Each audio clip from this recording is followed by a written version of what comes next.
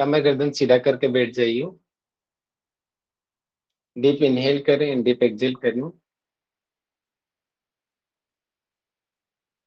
अपने मन को शांत करें। एक साथ ओम ध्वनि का उच्चारण करेंगे, श्वास भरें।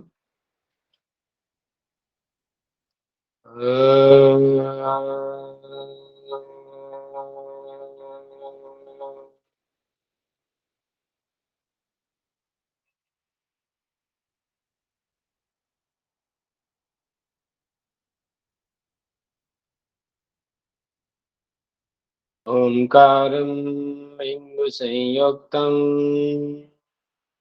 नित्यं ध्यायन्ति योगिनः। कामिदं मोक्षदं चैव। ओंकाराय नमो नमः।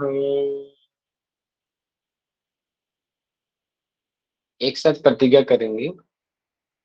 मैं प्रतिज्ञा करता हूं आजीवन यम नियम का पालन करूंगा। मैं प्रतिज्ञा करता हूं फर्स्ट अटेम्प्ट में जेआरएफ एग्जाम क्लियर करूंगा। मैं प्रतिज्ञा करता हूं विश्व में योग का पताका फहराऊंगा। मेरी संकल्प शक्ति सुदृढ़ है, पवित्र है, अबाध्य है। ओम ओम ओम। मैं अपने संकल्प शक्ति से सब कुछ कर सकता हूँ। ओम ओम ओम। मेरे पास अजय मनोबल है। ओम ओम ओम। शांति ही शांति ही शांति। हाथों को मिलाएं, रब करें। उत्पन्न ऊष्मा अपनी आंखों पर लगाएं। धीरे से आंखें खोलिए। सभी को हंसते हुए मुस्कुराते हुए नमस्ते।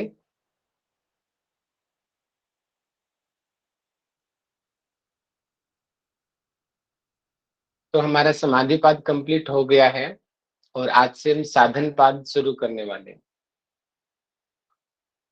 हमने पहले भी पढ़ा है कि साधन अर्थात इसका मतलब कि हम समाधि के पहले पाद चैप्टर का नाम समाधि पाद, क्योंकि इसमें समाधियों का वर्णन है, संप्रज्ञात असंप्रज्ञात और उनके प्रकार, संप्रज्ञात के प्रकार असंप्रज्ञात के प्रकार।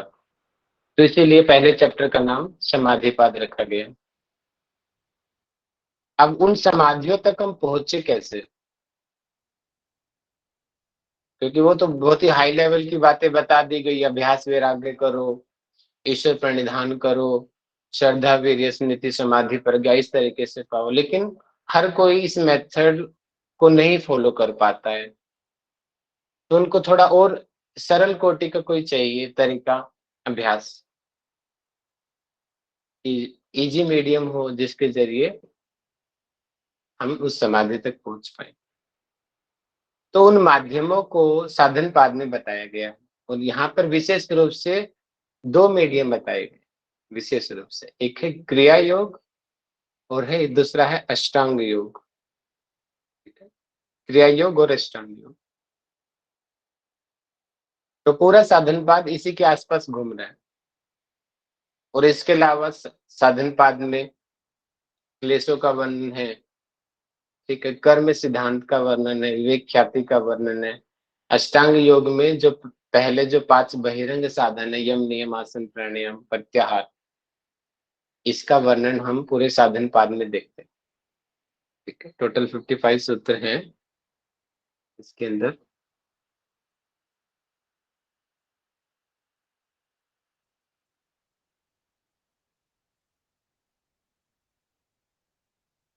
तो यहाँ पे क्रिया योग का फल, पंचक्लेश, कर्म सिद्धांत, ठीक है, दुख के प्रकार, ठीक है, हेय हेतु, यानी कि चतुर्व्यूहवाद का वर्णन किया गया है। चतुर्व्यूहवाद उसको हम पढ़ेंगे डिटेल में, जिसको हमारे अपने बौद्ध दर्शन के अंदर महात्मा बुद्ध ने भी माना है उन चीजों को, 4 आर्य सत्य उन्होंने वहां पे बोले हैं। उसी को यहाँ पे चतुर्व्यूहवाद बताया गया है। प्रकृति का स्वरूप का वर्णन मिलेगा, क्या स्वरूप है, उसके जो अलग अलग तत्व हैं, विशेष अविशेष लिंग लिंग, इनका वर्णन मिलता है। दृष्ट अर्थात पुरुष कौन है, आत्मा का स्वरूप क्या है, इसका वर्णन हमें साधन पाद में मिलता है। प्रकृति का क्या काम है, भोग और अपवर्ग, इस चीज को हम इस चैप्टर में पढ़ेंगे। हान और हानोपाय, ठीक है, ये रहा हान और हानोपाय, यानी कि ये 4 मिलके, एक हे, नंबर 2 हे हेतु, नंबर 3 हान, नंबर 4 हानोपाय, ये चारों मिलके चतुर्व्यूहवाद बनाते हैं। कई बार टेक्निकल ये शब्द आ जाता है चतुर्व्यूहवाद, इसका मतलब यही है, हे हेतु, हान और हानोपाय। 7 प्रकार की प्रज्ञा बताई गई है। विवेक ख्याति अगर मिल जाती है, या विवेक ख्याति सॉरी को पाने का और तरीका क्या है, जैसे पीछे हमने पढ़ा कि संप्रज्ञात योग से विवेक ख्याति प्राप्त कर सकते हैं, लेकिन वो संप्रज्ञात योग तक पहुंचे कैसे, उसका माध्यम है अष्टांग योग। अष्टांग योग के जब हम स्टेप्स को फॉलो करेंगे तब जाकर संप्रज्ञात योग मिलेगा हमें, डायरेक्ट संप्रज्ञात योग हमें नहीं मिलेगा। बहिरंग साधन 5 बताए गए हैं, और इसके बाद में जो 3 साधन रह गए, अंतरंग, धारणा, ध्यान, समाधि, वो हम नेक्स्ट चैप्टर में पढ़ेंगे। तो ये हमारा है ओवरव्यू जो हम पढ़ने वाले हैं साधन पाठ का।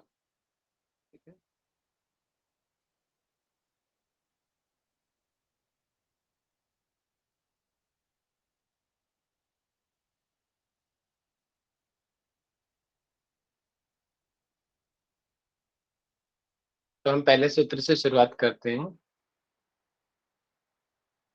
तो मैं भाष्य से और इसे दोनों से मिला के पढ़ा रहा हूँ, आप लोग अपने नोट्स अकॉर्डिंगली बनाएंगे। जो उनसे उचित लगेगा वो वाली किताब में प्रेजेंट करके आप लोगों को पढ़ा दूंगा। तप स्वाध्याय ईश्वर प्रणिधानानि क्रिया योग है, अर्थात क्रिया योग के अंदर 3 चीजें आती हैं। तप, तपस्या करना, द्वंद्वों को सहना, ठीक है। स्वाध्याय अर्थात स्वयं का चिंतन करना, स्वयं का अध्ययन करना, अपनी गलतियों को दूर करना, फिल्टर करना। ईश्वर प्रणिधान आने, ईश्वर के प्रति समर्पित हो जाना। अब मैं उससे पढ़ाता हूँ, क्योंकि इसमें कुछ 1-2 चीजें एक्स्ट्रा बताई गई है, वो आपके लिए फायदेमंद है भाष्य के अंदर। देखिए यहाँ पे बताया गया है तपस्वी और अतपस्वी 2 शब्द यूज किए गए हैं। एक्सक्यूज पहली मी बात भैया, तो हाँ जी साक्षी जी। बस एक सेकंड ये कि ये भी सिर्फ अभी मतलब वही समाधि प्राप्ति जो हम कर रहे हैं उसी के इजी वे है ना बस। बिल्कुल, ठीक है, okay, thank you. Welcome.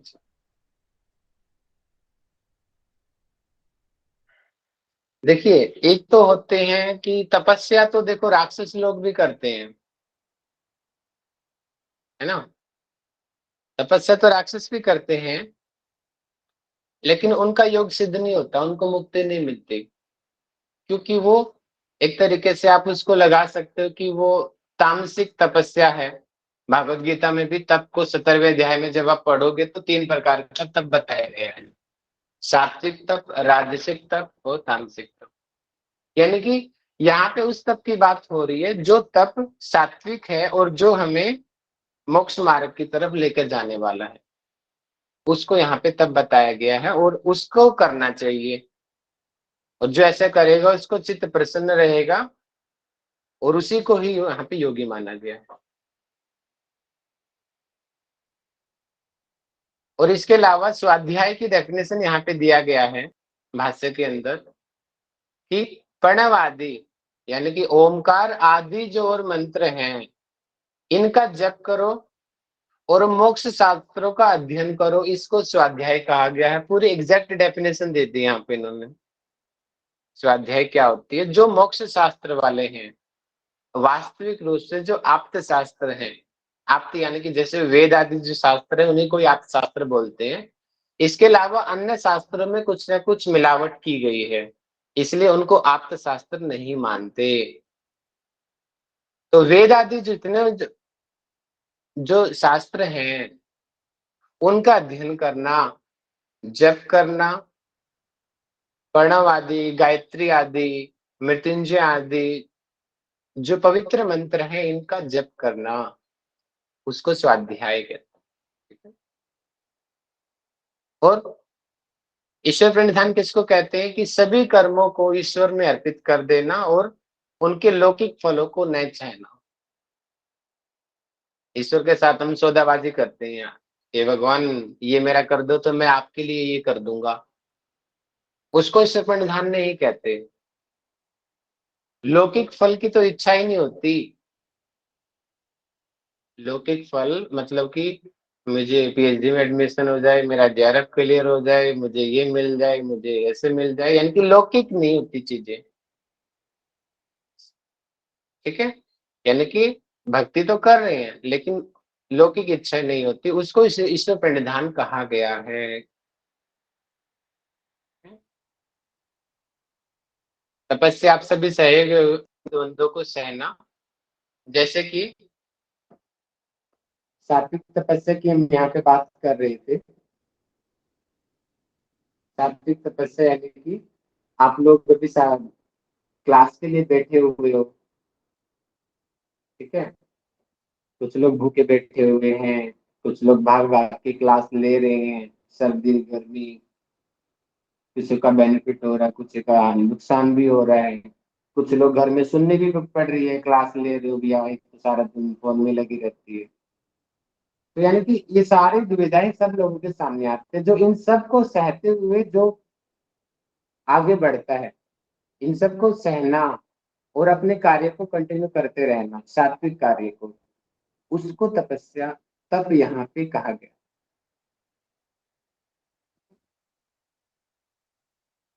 Next सूत्र में क्या बताया गया है कि जब हम ऐसा कर लेंगे, क्रिया योग का फल क्या है? देखो बिल्कुल वही चीज चल रही है, प्रश्नोत्तरी जो मैंने समाधि पाठ में बताई थी, प्रश्नोत्तरी के हिसाब से पूरा ग्रंथ को रच दिया गया। एक के बाद अगला सूत्र क्या होना चाहिए। पहला सूत्र बता दिया क्रिया योग। अब सीधा से क्वेश्चन उठता है ना कि क्रिया योग का फल क्या होगा? तो क्रिया योग का फल यहाँ पे बता दिया गया, समाधि भावनार्थ कलेश तनुकरणार्थ, कि समाधि की भावनार्थ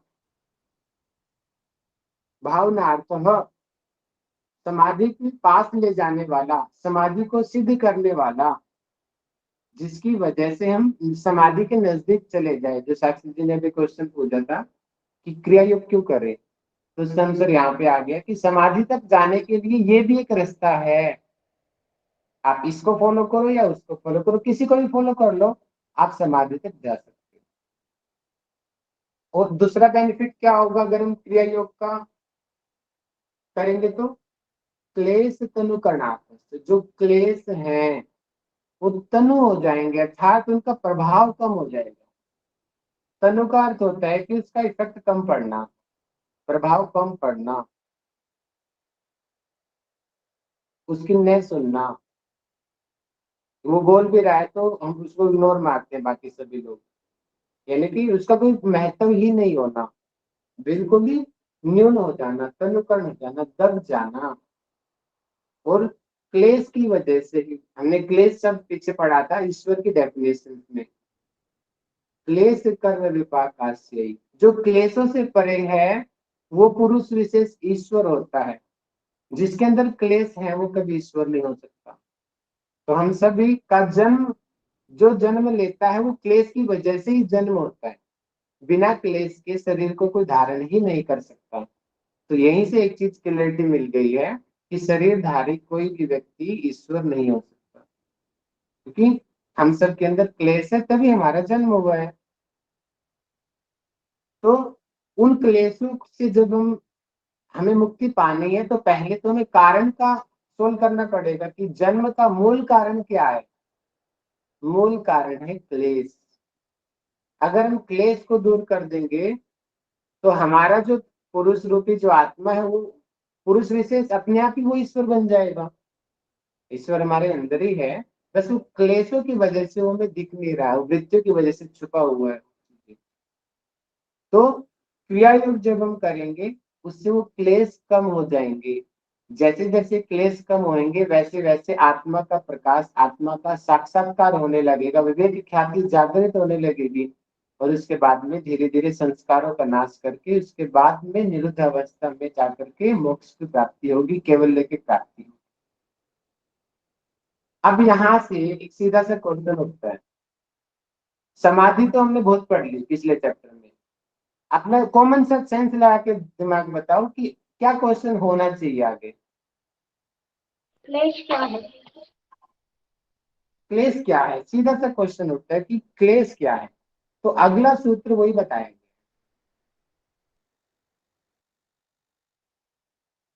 अविद्या अस्मिता राग द्वेषा विनिवेशः क्लेशः। मेरी साउंड अच्छे से आ रही है ना सब लोगों के पास, कोई दिक्कत तो नहीं है? जी गुरु जी सही है। थोड़ा सा भैया पहले की बट थोड़ा दबा दबा है स्टिल, बट आवाज आ रही है। हाँ, वो ब्लूटूथ स्विच ऑफ हो गया इसलिए मैंने पूछा। अभी ऐसी डायरेक्ट साउंड आ रही है मेरी। ओके।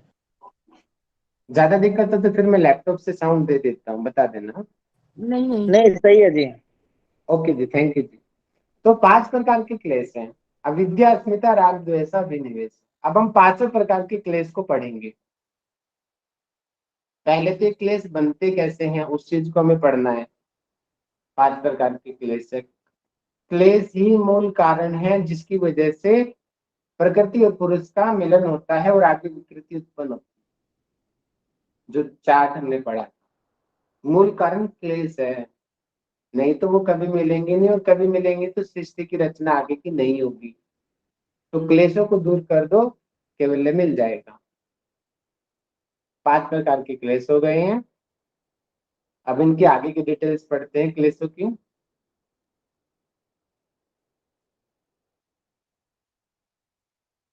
अविद्या क्षेत्र मुत्तरेसाम, मतलब कि जो अविद्या रूपी क्लेश है, 5 क्लेश हो गए हैं। अविद्या, नंबर 2 अस्मिता, नंबर 3 राग, नंबर 4 द्वेष, और नंबर 5 अभिनिवेश।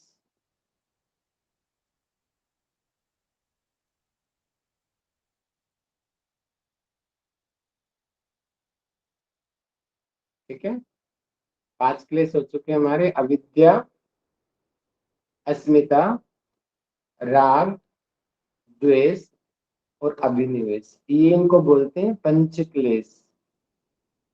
अब हम एक एक करके सभी क्लेशों को पढ़ेंगे।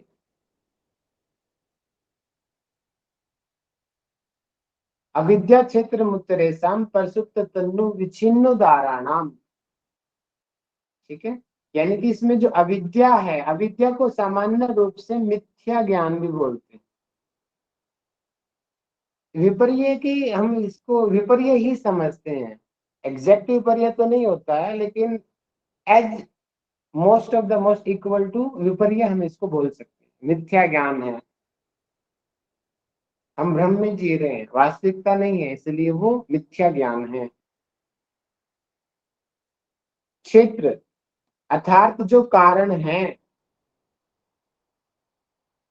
अविद्या क्षेत्र मुत्तरेसाम, यानी कि जो है परसुप्त तन्नु में छिन्नोदाराणाम, यानी कि जो बाकी की जो और क्लेश हैं उनका मूल कारण है अविद्या। बाकी के अन्य क्लेश क्या है? अस्मिता, राग, द्वेष और अभिनिवेश। ये बाकी के अन्य क्लेश हैं, इनका मूल कारण है अविद्या। ठीक है, और ये बाकी के जो अन्य क्लेश हैं अविद्या के अलावा, 4 जो क्लेश बच गए, अस्मिता, राग, द्वेष, अभिनिवेश, ये 4 जो क्लेश हैं ये 4 प्रकार के होते हैं। प्रसुप्त, तन्नु, विच्छिन्न और उदार। 4 प्रकार की अवस्था वाले होते हैं। प्रसुप्तावस्था, तनु अवस्था, विच्छिन्न अवस्था और उदार अवस्था। ठीक है। और मैं आपकी और जानकारी के लिए बता दूं, अगर हम भाष्य को पढ़ेंगे, मैं आप लोगों की जानकारी चेक करता हूं, किसी ने भाष्य पढ़ा हो तो बताएगा। देखिए मेन सूत्र में तो 4 प्रकार बताए गए हैं, लेकिन भाष्य में 5वां प्रकार भी बताया गया है, और ये एग्जाम में आ सकता है क्वेश्चन। कोई बताएगा वो 5वीं अवस्था कौन सी है, किसी ने पढ़ा हो तो भाष्य। दग्ध बीज सब। Very good, very good Mahesh ji. 5वीं अवस्था है दग्ध बीज अवस्था, दग्ध बीज भाव अवस्था। मैंने नोट्स में भी शामिल किया उसको, इसी वजह से कि कुछ अलग है तो अलग ही चीजें एग्जाम में आती हैं।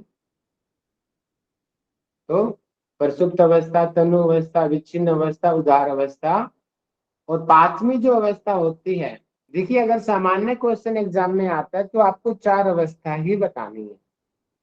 अगर कुछ विशेष हाईलाइट की जा रही है योग की चीजें, तो उस समय 5वीं अवस्था आप बताएंगे, उसको बोलेंगे दग्ध बीज अवस्था, जब वो क्लेश ही समाप्त हो जाते हैं। ठीक है। और ये विवेक ख्याति योगी की होती है। इस समय सिर्फ और सिर्फ अविद्या रह जाता है, बाकी सब बढ़ जाते हैं। अविद्या लास्ट में जाती है, सबसे लास्ट में अविद्या जाएगी। अस्मिता चला जा सकता है, राग द्वेष चला जा सकता है, अस्मिता थोड़ा लेट जाएगा ज्यादा समाधि की अवस्था में जाने के बाद में, और अविद्या सबसे लास्ट में क्लेश जाएगा। अविद्या जहां पे हट गई वहां तो केवल ही मिल गया, मोक्ष ही मिल गया, जहां पे अविद्या हट गई। और अविद्या को यहाँ पे सूत्र में एक दो शब्द यूज किए हैं, आप लोग ध्यान रखेंगे इन दोनों को। अविद्या के लिए बोला गया है, एक तो बोला है अमित्र, जो किसी का मित्र नहीं है, लगता है मित्र लेकिन मित्र नहीं, अमित्र। और एगोस्पद, ये दो शब्द अविद्या के लिए स्पेशली मैंने देखा भाष्य के अंदर यूज किए गए हैं। तो ये क्वेश्चन में आ सकता है कि अविद्या को और किन अन्य नामों से जाना जाता है। एक तो महाक्लेश हो गया, वो तो कॉमन सभी को पता है, महाक्लेश ही अविद्या होती है। लेकिन अमित्र और अघोषपद ये भाष्य में लिखे हुए अविद्या के पर्यायवाची शब्द हैं एक तरीके से। तो अब क्वेश्चन उठता है कि अब हमें एक एक करके अब हमें जानना चाहिए कि ये प्रसुप्त अवस्था क्या होती है, तनु अवस्था क्या होती है, विच्छिन्न क्या होती है, और उदार क्या होती है। यहां से कई बार एग्जाम में क्वेश्चन आए हैं अवस्थाओं से। देखिए इसको मैं अगर शॉर्टकट में आपको बताऊं, चारों अवस्थाओं को, कि प्रसुप्त अवस्था में आप ये सोच लीजिए कि कोई व्यक्ति सो रहा है,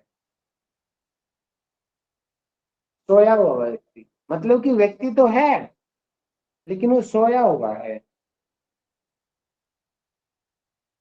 बोलते हैं ना कि वो बहू आ गई, बहू तो बड़ी चंडाल है, लेकिन वो चंडाल बहू सो रही है, इसलिए घर में शांति है। कोई बुरा मत मानना, बस मैं एग्जाम समझाने के लिए एग्जाम्पल दे रहा हूँ बस, कि बहू तो चंडाल है, अगर वो उठ जाए तो हमेशा घर में झगड़े रहते हैं। लेकिन अभी वो सोई हुई है तो इसका तभी घर में शांति है। बच्चे से भी एग्जाम्पल लगा लो कि बच्चा है बहुत ही शरारती है, लेकिन वो सो रहा है, इसलिए घर में अभी शांति है। तो प्रसुप्त अवस्था में इनकी क्लेश हैं लेकिन वो सोए हुए हैं अभी। जब जागेंगे फिर पता चल जाएगा क्या है। ठीक है। तनु, तनु अवस्था, तनु अवस्था को आप समझ जाइए कि वो व्यक्ति जो सोया हुआ था अभी वो जस्ट उठा ही है, वो अलसा रहा है। वो कितना ही चंडाल क्यों ना हो, लेकिन सुबह सुबह के टाइम में थोड़ा शांति रहती है सबके अंदर, एकदम से कोई महाभारत घर में नहीं होती। तो वो तनु अवस्था है, जो आलस वाली जो अवस्था है। विच्छिन्न अवस्था, एक चीज बढ़नी और दूसरी कम होनी, जैसे सूर्यास्त के समय हो रहा है, प्रकाश बढ़ रहा है, अंधकार कम हो रहा है, कोई चीज कम ज्यादा होनी। ठीक है, उसी आदमी में जैसे वो स्नान कर रहा है और स्नान करने के दौरान उसका आलस दूर हो रहा है और उसके शरीर में फुर्ती आ रही है, योगाभ्यास कर रहा है, शरीर का आलस दूर हो रहा है और तंदुरुस्ती उसके अंदर आ रही है। ये जो चेंजेस हो रहे हैं, ये जो अवस्था है, ये विच्छिन्न अवस्था है जिसमें वो चेंजेस हो रहे हैं। और उदार अवस्था, और वो पूरा पहलवान अब अपने पूरे चंडाल रूप में सामने आ गया, विकराल रूप में। अब उसका वास्तविक पता चलेगा, वो बच्चा कितना शरारती है, उसका वास्तविक स्वरूप क्या है उस क्लेश का। मतलब विपिन को एक बार और बता दीजिए, लाइक उसको क्लेश से कंपेयर करके बता दीजिए। वैसे समझ में आ गया एग्जांपल से, बट कैसे, मतलब अभी क्लेश की अभी स्टेट में मैं है। भाषा से समझाता हूँ थोड़ा और डिटेल में, अभी मैंने अपनी भाषा में समझाया जिससे आपको इजी होगी समझने में। अब मैं डिटेल में बताता हूँ, ठीक है, ये टॉपिक डिटेल में पढ़ना भी चाहिए। ठीक है, कि सोया हुआ क्लेश है अस्मिता राग द्वेष।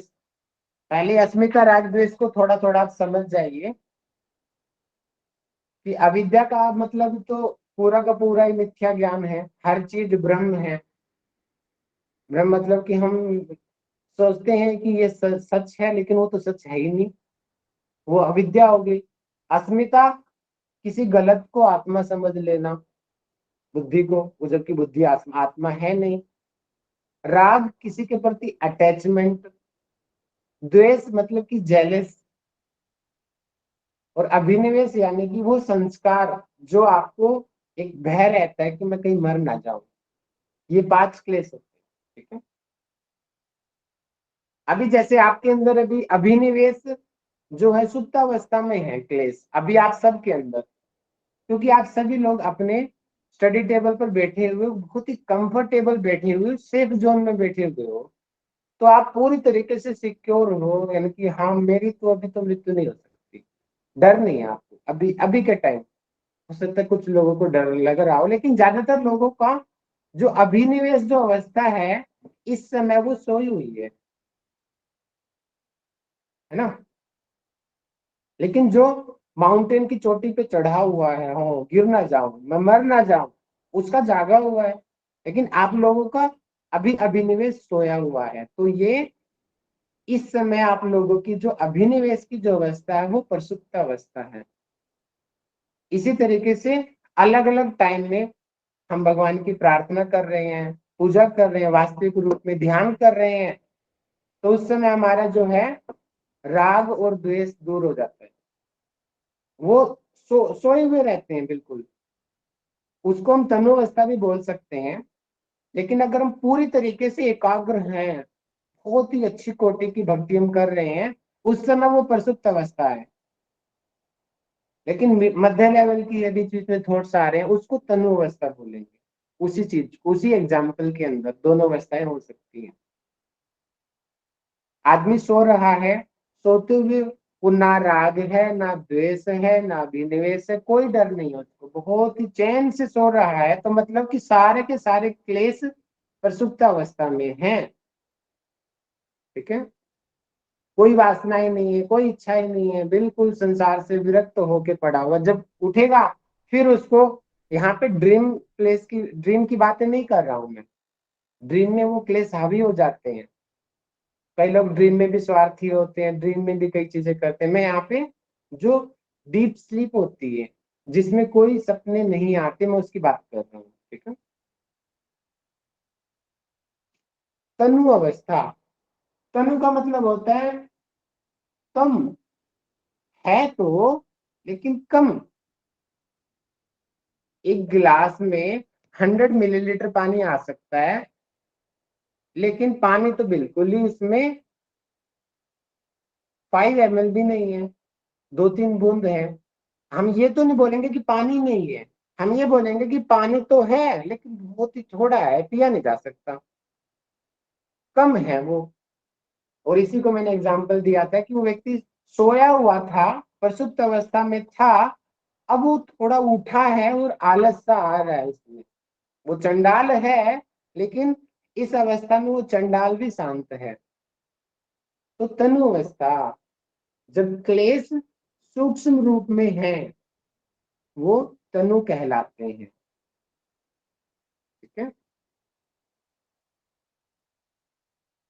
जैसे यहाँ पे ये, हाँ, आज की भक्ति का उदाहरण इसमें सूट करेगा। जो आज हम पूजा पाठ करते हैं, ध्यान करते हैं, तो आप लोगों को ऐसा लगता है, हाँ मैं मंदिर गई, मैंने आरती की तो अच्छा लग रहा है मेरे को, मैं तीर्थ स्थान पे गई मुझे अच्छा लग रहा है, मैं पहाड़ों पे गई घूमने, अलग अलग जगह पे, मुझे क्या अच्छा लग, अच्छे का मतलब क्या है? आप संसार से थोड़ा दूर हो गए हो उस समय के लिए, जिस समय आप उस जगह पर थे। मतलब कि वो अटैचमेंट थी, वो घर की, भाई बहन की, पति पत्नी की, बच्चों की, दोस्तों की, वो सारी टेंशन दूर हो गई है उस टाइम के लिए जिस समय आप घूम रहे हो। तो इसका मतलब क्या है? उस पर्यटन के टाइम, ट्रेवलिंग के टाइम, बाकी की अवस्थाएं बिल्कुल कम हो गई, बाकी क्लेश तनु अवस्था में चले गए, और इसलिए आपको वहां पे जाके अच्छा लगता है। पूजा पाठ करनी चाहिए, ध्यान करना चाहिए, दान करना चाहिए। लेकिन जब जैसे ही आप उस इन्वायरमेंट से बाहर आओगे, फिर विच्छिन्न अवस्था और उदार अवस्था आपके ऊपर फिर दोबारा से वैसे के वैसे थॉट्स, ईर्ष्या, द्वेष, जलन, अटैचमेंट फिर से शुरू हो जाएंगे। तो यही होता है क्लेशों का प्रभाव, अलग अलग स्थान पे अलग अलग क्लेशों का प्रभाव। तो जितने भी हमारे तीर्थ स्थान हैं, वो तीर्थ स्थान, वो इसीलिए वहां पे पॉजिटिव एनर्जी होती है। उसका मूल कारण तो अभी तक नहीं ज्ञात हुआ है कि क्यों वो मूल एनर्जी है, एक, लेकिन एक पॉजिटिव एनर्जी होती है जिसकी वजह से उस जगह पे जो व्यक्ति जाता है वहां पे क्लेश तनु अवस्था में चले जाते हैं, और उस व्यक्ति को बड़ा अच्छा फील होता है। जैसे आप सभी लोग जाते हो केदारनाथ, बद्रीनाथ, वैष्णो देवी, पहाड़ों पे बने हुए हैं, पहाड़ों के स्थान बड़े ही पवित्र हैं, हिमालय पर्वत पे वो पवित्र स्थान है, वहां पे पॉजिटिव एनर्जी है, इसलिए जाके थोड़े टाइम के लिए वहां पे, जब तक हम वहां रहते हैं हमें बड़ा अच्छा लगता है। लेकिन जैसे ही वहां से निकलो, बाहर आ जाओ, फिर उसी इन्वायरमेंट में हम आ जाते हैं। तो जैसे वहां से निकले, विच्छिन्न अवस्था हमारे ऊपर आ गई। विच्छिन्न अवस्था का मतलब कि एक चीज कम हो रही है और दूसरी चीज बढ़ रही है। ये जो ट्रांसफर चीजें हो रही हैं, ये ट्रांसफर का जो टाइम है, वो विच्छिन्न अवस्था है। जैसे यहाँ पे एक एग्जांपल दिया गया है, किसी एक विषय में राग की प्रवृत्ति होती है, राग का मतलब अटैचमेंट, ठीक है, और उसी समय दूसरा राग भिन्न हो जाता है, इनकी शून्य हो जाता है। इसको मैं एक एग्जांपल से समझाना चाहूंगा। यहाँ पे एक स्त्री का एग्जांपल भी दिया हुआ था। कहाँ गया कहाँ गया कहाँ गया, फॉर एग्जाम्पल, अभी आपको सामने दो मिठाई रखी हुई है, दो ऑप्शन रखे हुए हैं, एक में रसगुल्ला रखा हुआ है और एक में गोलगप्पे रखे हुए, गोलगप्पे, चाट रखी हुई है, ठीक है। आपको दोनों ही पसंद है, तो आंसर करें, पहले आप किसको खाएंगे?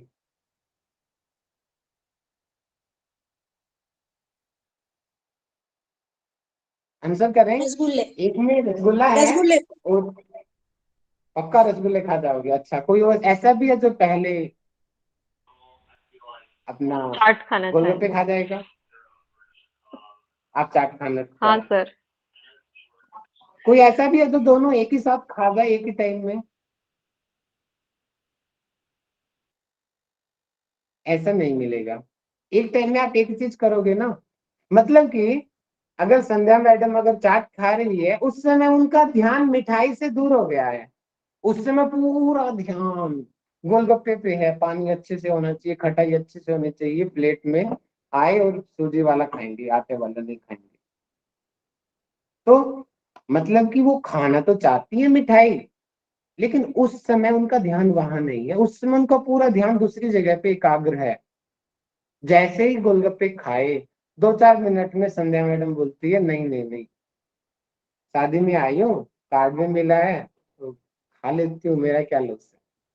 तो 5 मिनट बाद रसगुल्ले भी खा लिए। तो मतलब थोड़ी देर के बाद में जब रसगुल्ले खा रही है, उस समय गोलगप्पे का अटैचमेंट कम हो गई, क्योंकि वो तुम खा चुके हैं, और रसगुल्ले की तरफ बढ़ गई। तो यही है विच्छिन्न अवस्था, जब ट्रांसफर होने वाली जो अवस्था होती है, एक चीज कम हो रही है, एक चीज ज्यादा हो रही है, दैट इज विच्छिन्न अवस्था। ठीक है जी।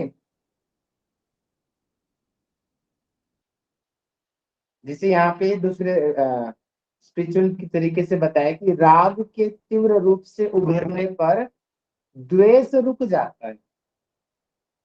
द्वेष का मतलब जेलस भाव।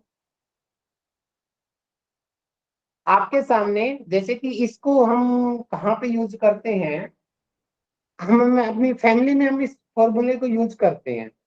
घर में जब पापा को गुस्सा आता है तो क्या करते हैं, कोई फॉर्मूला यूज करते हैं, कोई बताएगा वो फॉर्मूला क्या यूज होता है।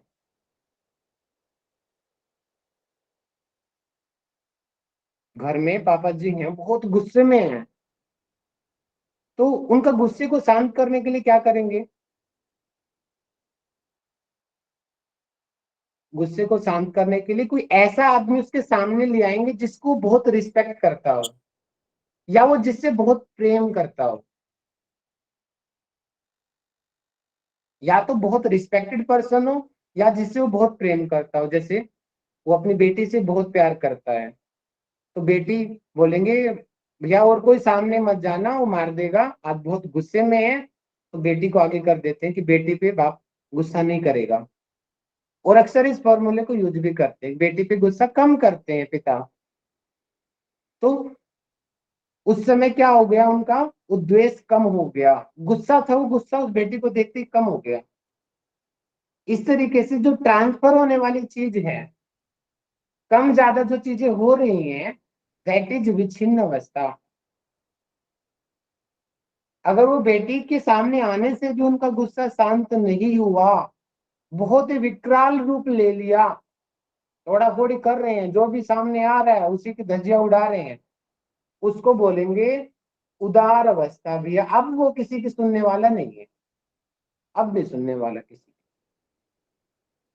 कर्तव्य सबको भूल जाता है। जो बहुत ही तीव्र गुस्से में होती है चीजें, तीव्र जो क्रोध होता है, छोटा बड़ा बहन भाई दोस्त सब भूल जाते हैं, हम किसको क्या चीज बोल रहे होते हैं हमें कुछ पता ही नहीं होता। वो जो अवस्था है वो उदार अवस्था होती है, और सबसे विकराल अवस्था है ये, सबसे ज्यादा विध्वंसक अवस्था है क्लेशों की। बाद में फिर पछतावा होता भी है, फिर पछताई उठ के जब चिड़िया चुग गई खेत। ठीक है। तो ये 4 अवस्थाएं विशेष रूप से होती है, लेकिन एक यहाँ पे भाषा में 5वीं अवस्था का नाम भी बताया गया है, दग्ध बीज भाव अवस्था। ये क्लेशों की 5वीं अवस्था है। एग्जाम्पल दिया गया है कि दग्ध बीज अवस्था कैसे, जैसे पहले मैंने बताया था कि अगर हम पेड़ से एक बीज बना दें, जो हम असंप्रज्ञात समाधि के उसमें बताया था मैंने ये एग्जाम्पल आपको, कुछ वहां से भी वापस आ जाते हैं। क्यों? क्योंकि वो बीज तो बन गया पेड़ से, लेकिन दग्ध बीज नहीं बना, दग्ध बीज नहीं बना। दग्ध बीज बन गया तो केवल्य मिल गया, और जहां तक दग्ध बीज नहीं मिला तो थोड़ा सा भी उसको इन्वायरमेंट मिला, वो वापस फिर दोबारा से अभिभूत हो जाएगा, प्रकट हो जाएगा। जैसे गेहूं का बीज का एग्जाम्पल यहाँ पे दिया गया। गेहूं का एक छोटा सा बीज है, अगर हम उसको मिट्टी में डाल देंगे तो वो गेहूं का पौधा बन जाएगा, लेकिन उसी गेहूं के बीज को अगर हम जला देंगे तो कुछ भी कर लो वो पौधा नहीं बनेगा। क्योंकि उसका मूल कारण ही हमने समाप्त कर दिया। दग्ध बीज अवस्था, वो जो अवस्था है दग्ध बीज अवस्था है, और ये योगाभ्यास के, ये योगी की अवस्था होती है जो बिल्कुल ही सभी क्लेशों को ही समाप्त कर देती है। ठीक है।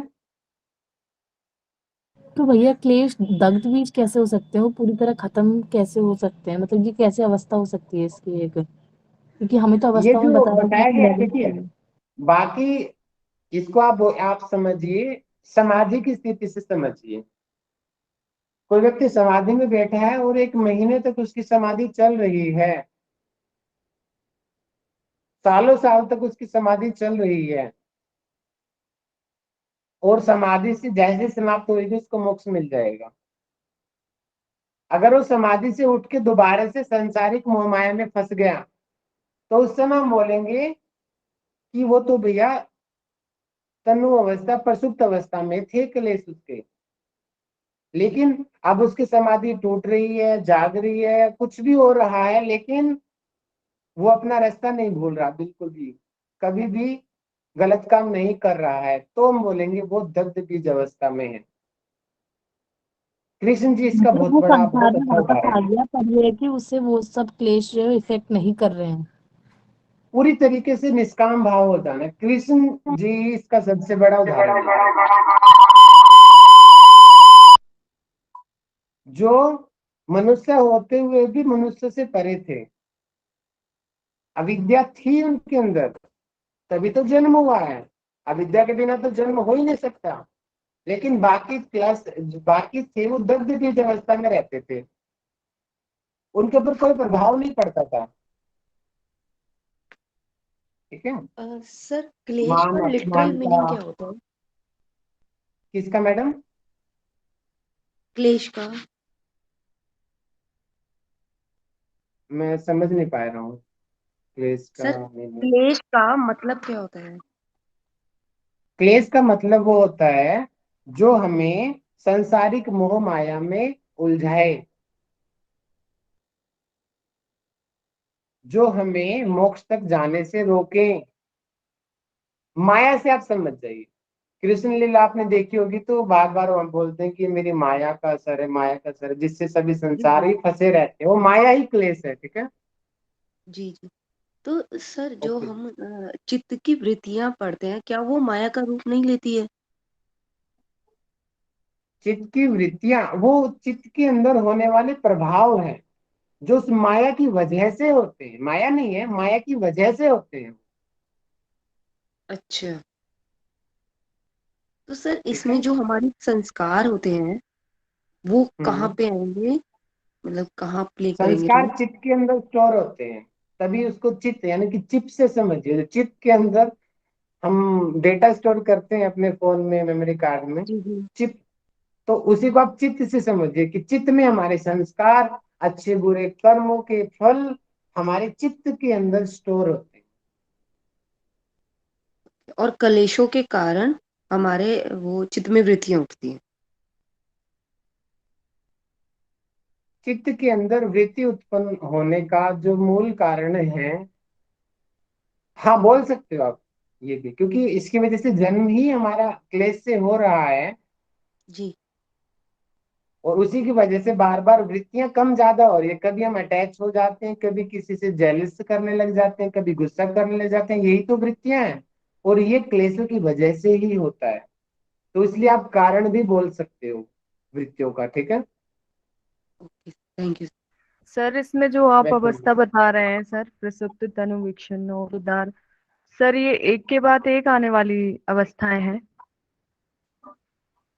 हाँ जी, एक टाइम में एक ही फिर अवस्था सर रहती है। ये नहीं सर, मतलब पहले प्रसुप्त होगी, फिर तनु होगी, फिर विक्षिन्न अवस्था होगी, फिर उदार अवस्था होगी। एक और एग्जांपल से मैं समझाता हूँ आपको। देखो मैं डायग्राम बना रहा हूँ, अभी अभी याद आया मेरे को एग्जांपल। तो माउस तो सर नहीं है, मैं मेरा लैपटॉप में फिंगर से सर चला मेरा रहा हूँ। सर मैं क्वेश्चन पूछ लूं हम्म। क्या, फिर आप बता दें? सर जी मेरा बता मतलब बता था बता, मैं कि डायग्राम आपने बना जो रहा हूँ। पांचवी अवस्था जो बताई है सर, उदार सॉरी दग्ध बीज अवस्था, सर उदार एकदम से तीव्र और फिर एकदम से नील हो जाना, कि कुछ भी नहीं है, ये कैसे समझ में आया? समझ में नहीं आया। यही मुझे भी वही डाउट हुआ। एक बार प्लीज दोबारा से रिपीट कर दीजिए। सर गुरुजी जैसे ये कि कह रही हैं कि अगर उदार है, उदार में तो बिल्कुल तीव्र क्रोध हो गया, तो उसके हम्म। बाद जो चंडाल रूप है, उसके बाद दग्ध बीज अवस्था कैसे आ सकती है? एकदम से शांत कैसे हो सकता है अच्छा, क्लेशों को? अरे दग्ध बीज अलग है, अलग है। वो सीक्वेंस से अलग समझिए इसको, वो सीक्वेंस ओके से सर। परे है ये ये बीज, सर ठीक है। ये कोई सीक्वेंशियल नहीं है, ये तो सबकी अलग अलग अवस्थाएं हैं। जैसे किसी में ये अवस्था है, किसी में ये अवस्था है, ऐसे हर परसुप्त, किसी में। तनु, विच्छिन्न और उदार, ये सीक्वेंस है। परसुप्त, तनु, विच्छिन्न, उदार। लेकिन दग्ध बीज अलग है, बिल्कुल ही अलग है इन सब से। जब सारी अवस्थाएं समाप्त हो जाएंगी तब दग्ध बीज भावावस्था आएंगी। ठीक है sir. Okay, thank you sir.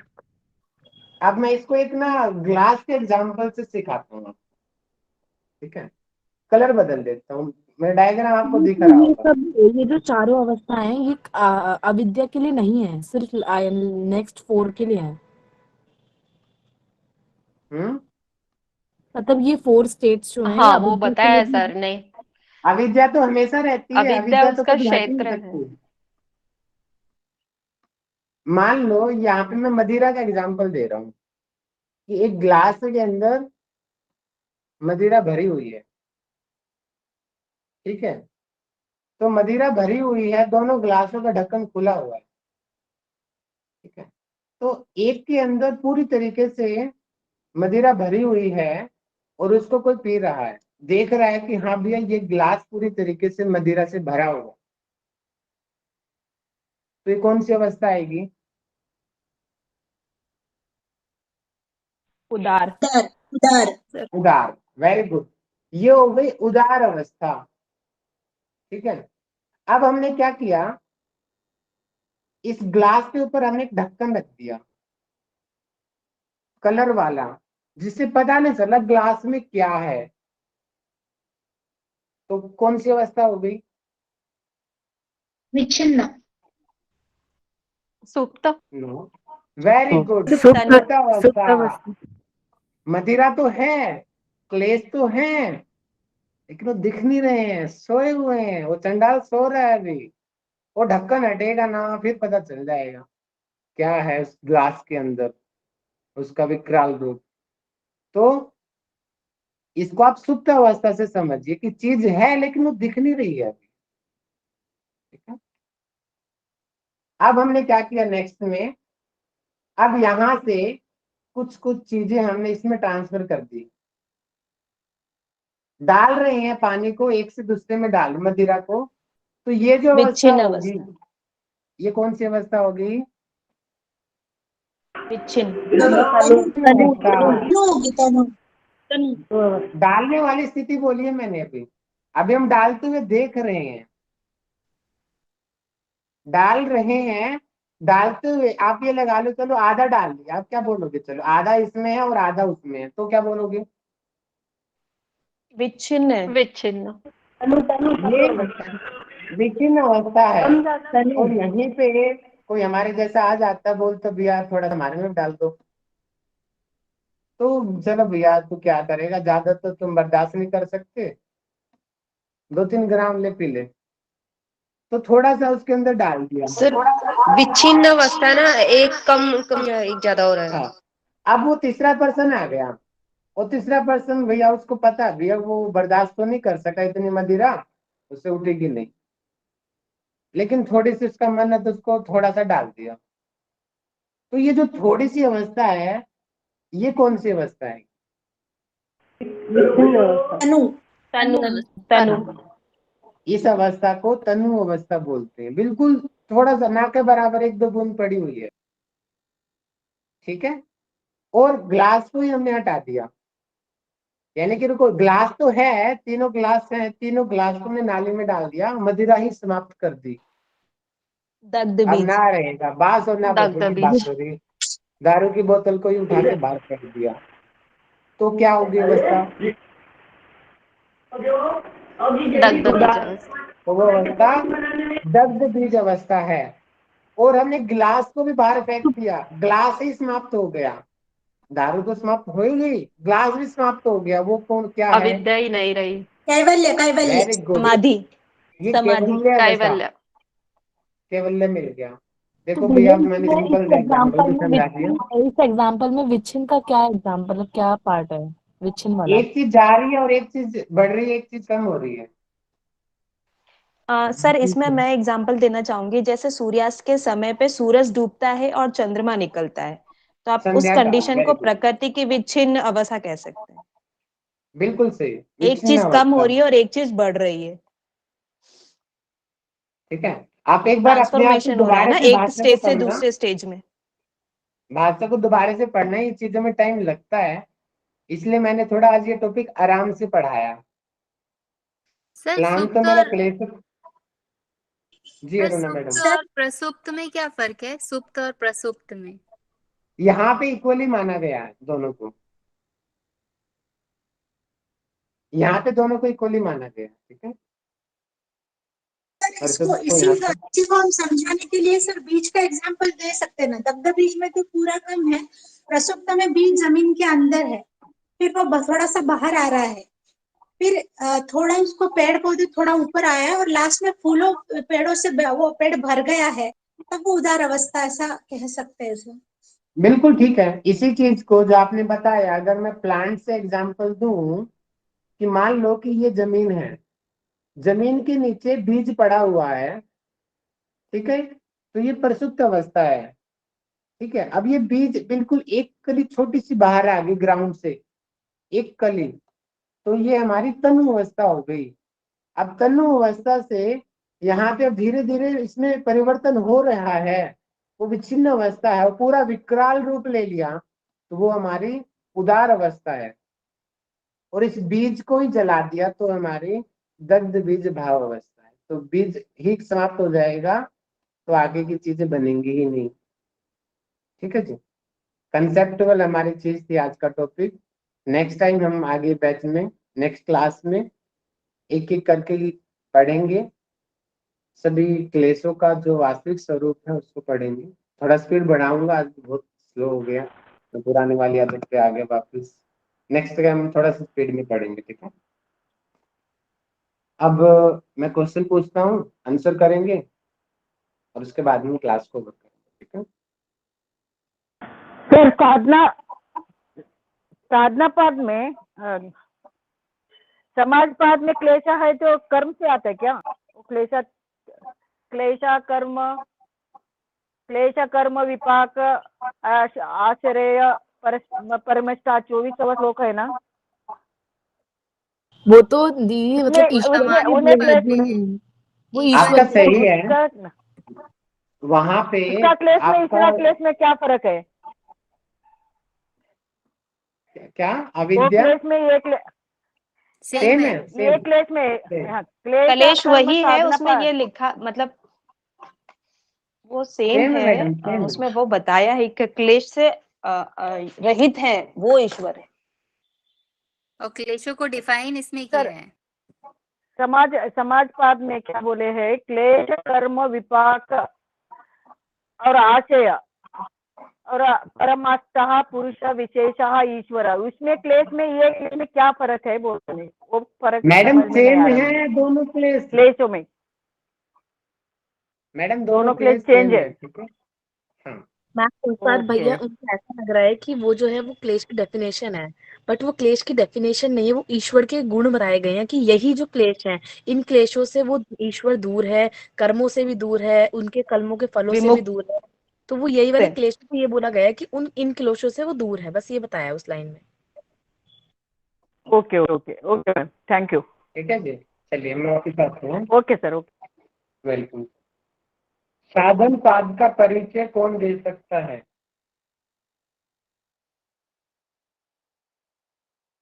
Hand raise करें। साधन पाद में क्या क्या चीजें हैं? जी अरुणा मैडम दीजिए।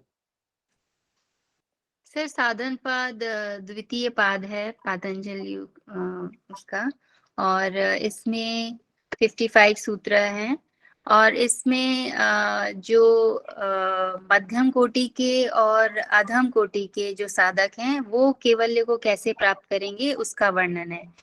तो उसके लिए इन्होंने क्रिया योग बताया है और अष्टांग योग बताया है। तो क्रिया योग के बताते समय इन्होंने क्लेशों को बताया है और प्रकृति के बारे में बताया है, चतुर्व्यूहवाद बताया है और प्रकृति पुरुष का संयोग बताया है और अष्टांग योग का परिचय दिया है और उसके जो 5 अंग हैं, जो बहिरंग अंग हैं, उनको एक्सप्लेन किया है। वेरी गुड, बहुत बढ़िया जी, बहुत बढ़िया। अच्छा, आप मैसेज करेंगे क्रिया योग के किसको क्रिया योग बोलते हैं?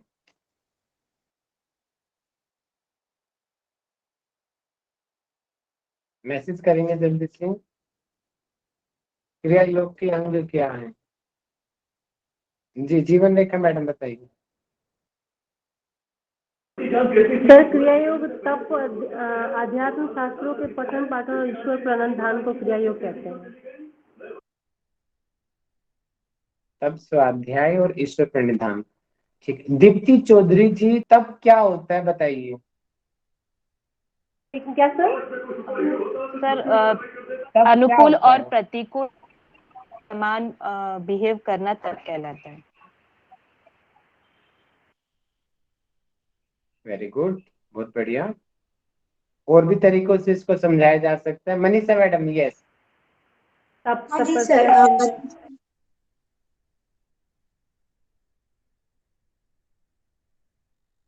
जी मनीषा मैम। तब हाँ 3 तरह का भी होता है, सात्विक, राजसिक, तामसिक। Very good, very good. जी मनीषा मैम बोलिए। हाँ जी सर, तपो द्वंद्व सहनम, द्वंद्वों को सहन करना ही तप होता है, अच्छा बताया गया है। द्वंद्व क्या होते हैं? क्वेश्चन उठ जाता है यहाँ पे। द्वंद्व है जीवन की दो विपरीत परिस्थितियां, जहाँ हम अपोजिट सिचुएशन दो फेस करते हैं, जैसे उष्ण है, शीत है, ठंडा गर्म, दुख है, सुख है, ऐसे विपरीत जो परिस्थितियां उनको जब फेस करते हैं उनको ही सहन करना तब बताया गया है। बुद्धि रख के सहन कर, हमारी बुद्धि उस टाइम विचलित ना हो। वेरी गुड, महेश जी ने बिल्कुल परफेक्ट बताया है।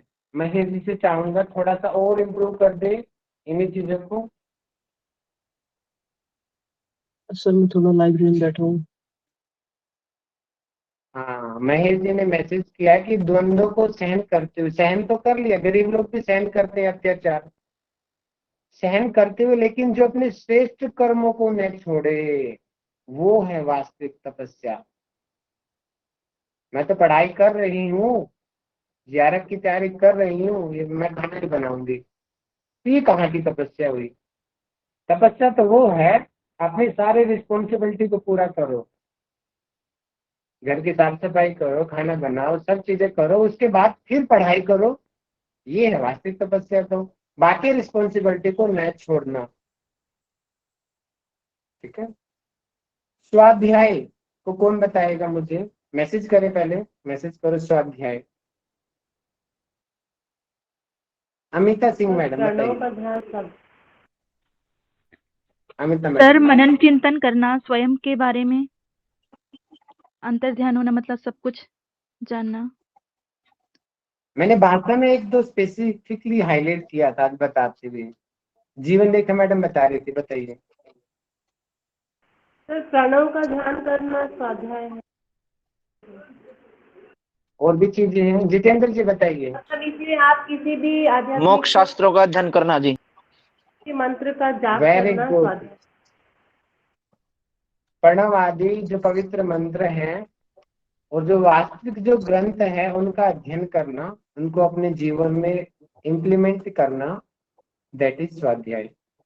सर इसको श्रवण, एक मनन और निधि ध्यासन से कर सकते हैं ना? बिल्कुल, आप उससे लगा सकते हो, वो उसके अंग हो गए ज्ञान योग के। जी जी जी। मैडम जी लेगी अब बताएंगे हमें करने गई ऑनलाइन। ईश्वर प्रणिधान। ईश्वर प्रणिधान के बारे में मुझे बताइए, रश्मि मैडम बताइए।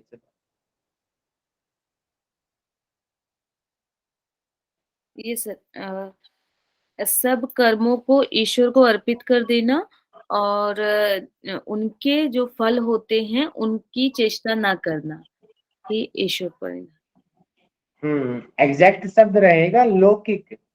अच्छा, यस सर, लौकिक शब्द। सांसारिक फलों को देखो, स्वार्थ तो वहां भी होता है, देखिए ध्यान रखिए, लेकिन यानी कि बोलते हैं कि हमें भगवान आप मिल जाओ, स्वार्थ तो है लेकिन वो लौकिक नहीं है, वो अलौकिक है। तो वो स्वार्थ यहाँ पे माना गया है, लेकिन लौकिक पदार्थों की इच्छा बना की गई है। ठीक है, ओके। जी सर। अब मुझे बताएंगे पंच क्लेशों को मैसेज करेंगे डिसेंडिंग ऑर्डर में। डिसेंडिंग ऑर्डर में सभी लोग मैसेज करके बताओ, पंच क्लेश कौन सबसे पहले टाइप करेगा?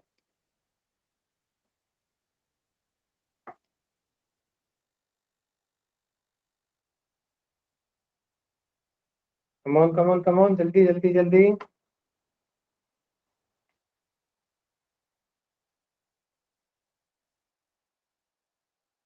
जीवन रेखा मैम ने, अरुणा मैडम ने टाइप कर दिया, वेरी गुड अरुणा मैम सबसे पहले। जी बताइए। सर अभिनिवेश। हेलो। जी बताइए हेलो बताइए। सर, आवाज आ रही है? आ रही है मैडम, आ रही है। हेलो सर, आपकी शायद नहीं आ आवाज रही। में जा हेलो। रही है। जी दीप्ति जी आप बताइए। चलो, अधिनिवेश, द्वेष, राग, अस्मिता, अविद्या। अविद्या, ठीक है। और सभी क्लेश, बाकी जो अन्य क्लेश हैं उनका मूल कारण क्या है? अविद्या। अविद्या। अविद्या। अविद्या। अविद्या के अलावा जो बाकी जो क्लेश हैं वो किन अवस्था वाले होते हैं, मैसेज करें।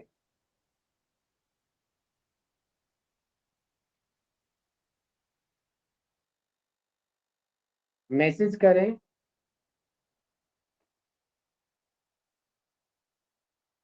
जानकी जी अपना माइक खोल के बताएं। आज को आपको मैंने पहली बार देखा आज क्लास में, जी रिस्पॉन्स करें। जानकी, हाँ जी बता दो जी फिर। क्या पूछा सर आपने? बाकी क्लेशों की कौन कौन सी अवस्थाएं होती हैं? सॉरी सर, नहीं पता मेरे को।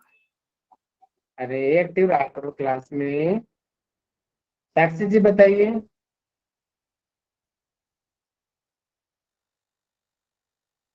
यह प्रसुप्त तनु विच्छिन्न और उदाहरण। वेरी गुड, प्रसुप्त तनु विच्छिन्न और उदार। ओके, तो प्रसुप्त अवस्था को एक एग्जाम्पल सभी अपना अपना टाइप करो। प्रसुप्त अवस्था का एग्जाम्पल टाइप करो, जो जो आपको समझ आता है। सभी का देखता हूँ कुछ नई चीज मिलेगी हमें शायद आपके एग्जाम्पल से,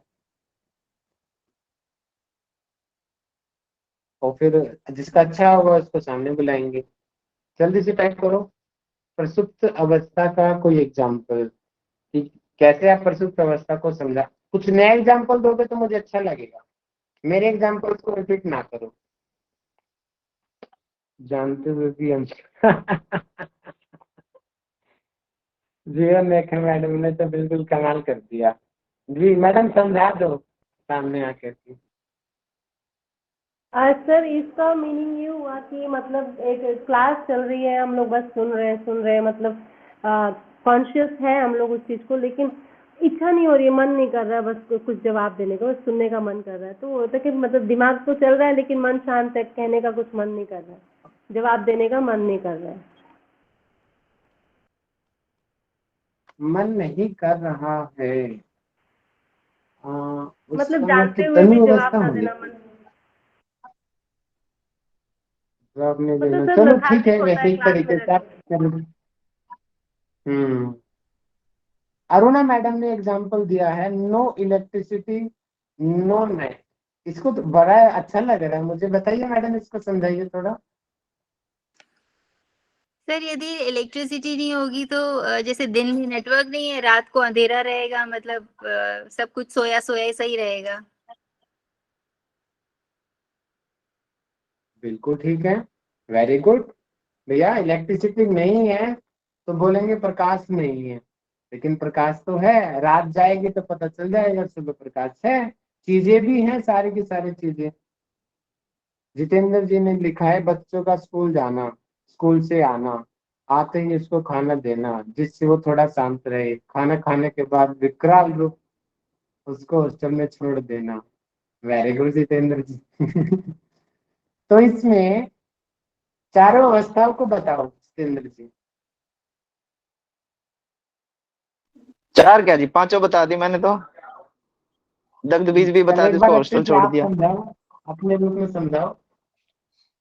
अच्छा, ओ बच्चा है जी शरारती, उसको स्कूल गया, घर वालों को शांति मिल गई, हाँ भाई ठीक है, जैसे कोविड में थे परेशान कर दिया, इससे बढ़िया तो स्कूल खुल जाए बच्चे को, वही ठीक है।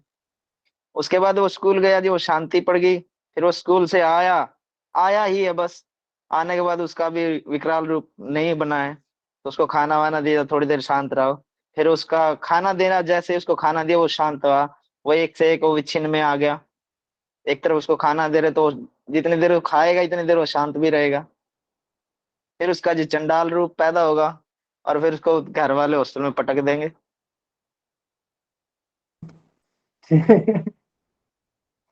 चलिए आपने प्रैक्टिकली एग्जांपल दे दिया। पिंजरे में कैद सही वास्तव है में किसी गुरुजी? को नुकसान नहीं पहुंचाती। बिल्कुल ठीक है, बिल्कुल सही ठीक है जी? है। हाँ जी, हाँ जी, सही है। देखो अपने अपने एग्जाम्पल से समझोगे ना तो आपको लंबे टाइम तक ये चीजें याद रहेंगी। इसलिए मैं चाह रहा हूँ आप खुद अपने एग्जाम्पल बना के उन चीजों को याद करो। बहुत अच्छा लगा मुझे, आप कुछ नया सोच रहे हो, वेरी गुड। और अपने एग्जाम्पल जो होते हैं ना वो कभी हम भूलते नहीं, कभी नहीं भूलते अपने एग्जाम्पल से, जो लोग समझ के चीजों को पढ़ाई करते हैं। वेरी गुड सीमा मैडम। ठीक है जी, चलिए हमारा ये हो गया और अब हम शांति पाठ करते हैं। तो शांति पाठ के लिए मैं दीप्ति जी से आग्रह करूंगा, शांति पाठ करा दे।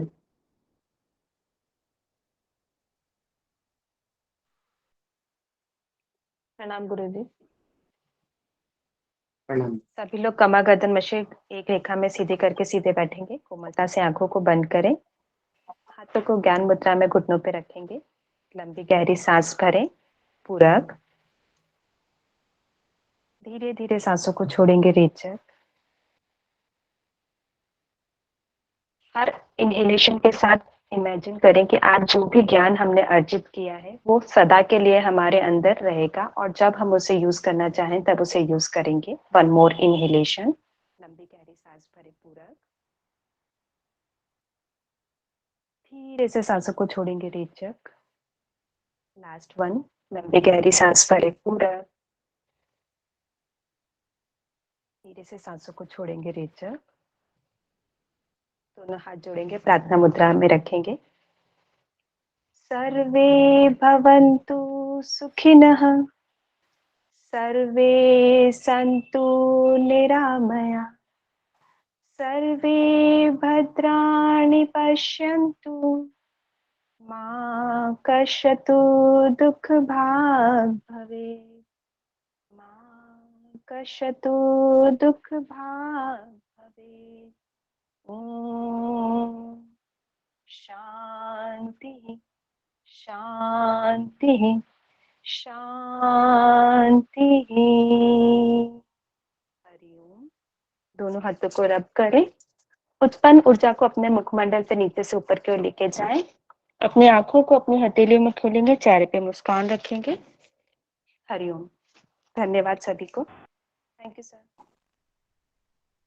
हरिओम जी, नमस्ते। मौज करो, मस्त करो, खुश यू रहो सर। हमेशा, नोट साथ साथ में कंप्लीट करो। थैंक यू भैया।